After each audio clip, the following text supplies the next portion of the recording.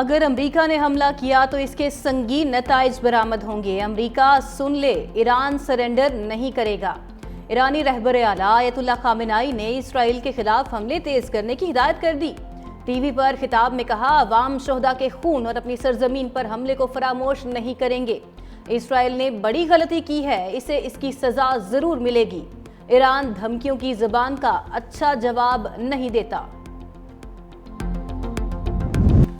ایران غیر مشروط طور پر ہتھیار ڈال دے، امریکی صدر ٹرمپ کی دھمکی۔ کہا، ہم جانتے ہیں ایرانی سپریم لیڈر کہاں ہیں۔ آیت اللہ خامنائی آسان ہدف لیکن ابھی نہیں ماریں گے۔ امریکی شہریوں اور فوجیوں پر حملے برداشت نہیں کریں گے۔ تہران سے کسی بھی قسم کے مذاکرات کی بھی تردید۔ امریکی صدر کی نیشنل سیکیورٹی ٹیم سے وائٹ ہاؤس میں میٹنگ۔ اجلاس سے قبل اسرائیلی وزیر اعظم نیتن یاہو سے ٹیلی فونک رابطہ بھی کیا۔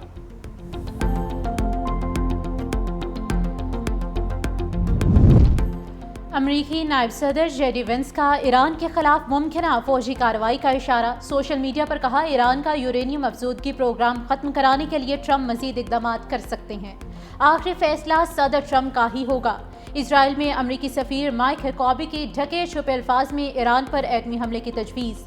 صدر ٹرمپ کے نام پیغام میں کہا، آپ کا فیصلہ تاریخ ساز ہو سکتا ہے۔ جاپان پر ایٹمی حملہ کرنے والے صدر ٹرومن کا حوالہ بھی دیا۔ ادھر امریکی محکمہ خارجہ نے ٹریول ایڈوائزری جاری کرتے ہوئے کہا کہ امریکی شہری کسی بھی صورت ایران اور عراق کا سفر نہ کریں۔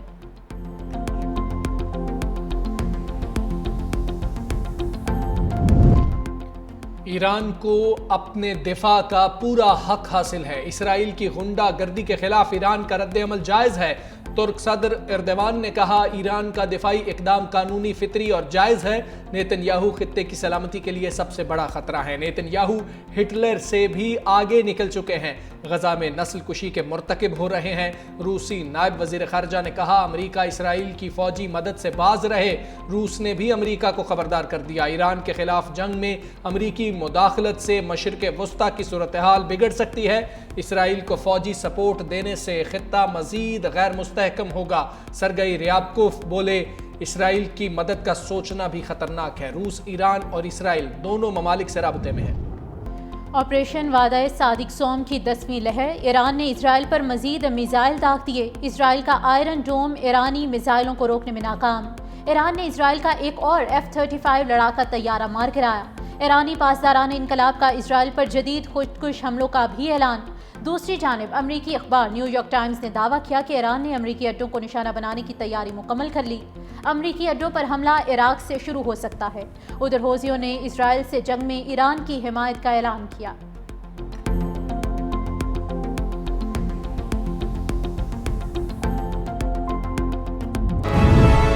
اسرائیل کا ایرانی صوبے اصفہان پر ایک اور حملہ۔ شمالی اور مغربی علاقوں میں دھماکے، شہادتوں کا بھی خدشہ۔ اسرائیلی وزیر دفاع کی ایرانی سپریم لیڈر کو دھمکیاں۔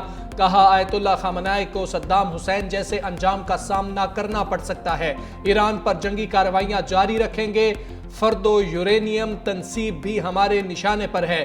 دوسری جانب امریکہ نے ملٹری ریفیولنگ جہازوں کی بڑی تعداد مشرق وسطی بھیج دی۔ امریکی فضائیہ کے 30 طیاروں کی یورپ کی مختلف ایئر بیسز پر لینڈنگ۔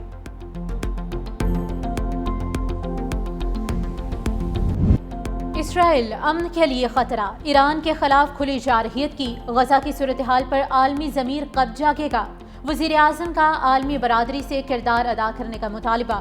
وفاقی کابینہ سے خطاب میں وزیر اعظم شہباز شریف کا زرعی ٹیکس نہ لگانے کا اعلان۔ کہا، IMF کو بتا دیا تھا زراعت پر ٹیکس نہیں لگنے دیں گے۔ خوشی ہے انہوں نے یہ بات مان لی۔ شہباز شریف کی دنیا میں پاکستان کا بہترین موقف پیش کرنے پر بلاول بھٹو کی تعریف۔ بولے، بلاول بھٹو کی قیادت میں سفارتی وفد نے بہترین کام کیا۔ اسرائیلی اقدامات کو عالمی امن اور خطے کے لیے خطرہ قرار دیتے ہوئے وزیر اعظم نے کہا کہ صہیونی ریاست نے ایران کے خلاف کھلی جارحیت کی ہے۔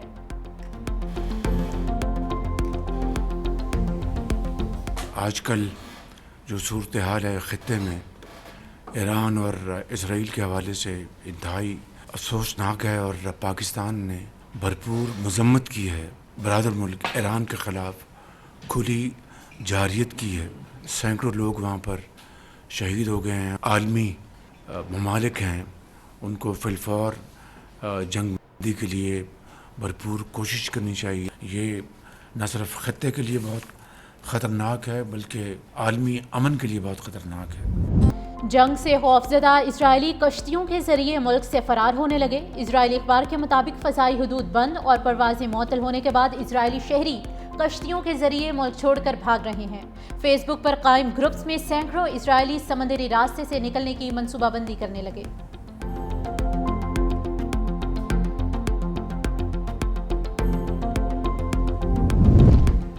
ईरान में फंसे हम वतनों को लेकर पीआईए की पहली खुसूसी परवाज अश्क आबाद से इस्लामाबाद पहुंच गई।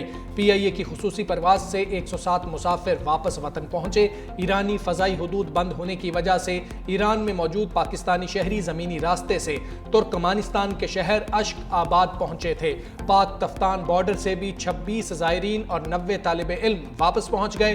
तमाम अफराद को पाकिस्तान हाउस मुंतकिल कर दिया गया। पाकिस्तान का ईरान से सिफारती हुक्काम के अहले खाना को भी वापस बुलाने का फैसला। तेहरान में पाकिस्तानी सिफारत खाना, मशहद और जाहिदान के कॉन्सुलेट काम जारी रखेंगे। ईरान इसराइल जंग के असरात, आलमी मंडी में तेल की कीमत में 4% इजाफा। अमरीकी खाम तेल की कीमत $75.19 फी बैरल हो गई। ब्रेंट क्रूड ऑयल भी 4% इजाफे से $76.71 फी बैरल हो गई।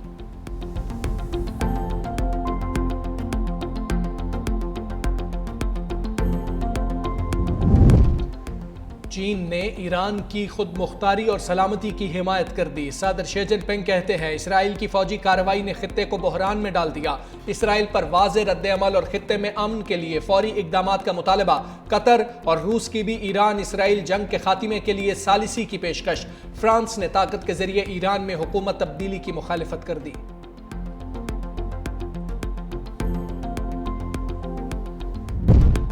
फील्ड मार्शल सैयद आसिम मुनीर की व्हाइट हाउस में अमरीकी सदर डोनाल्ड ट्रंप और काबीना से अहम और तारीखी मुलाकात आज होगी। मुलाकात पाकिस्तानी वक्त के मुताबिक रात 10 बजे के करीब होगी। अमरीकी सदर Trump field marshal Syed Asim Munir के एजाज़ में ज़ोहराना देंगे। फील्ड मार्शल सैयद आसिम मुनीर का तारीखी दौरा पाक अमरीका ताल्लुकात और आलमी सतह पर पाकिस्तान की अस्करी क़यादत की पहचान की अक्कासी का मज़हर है।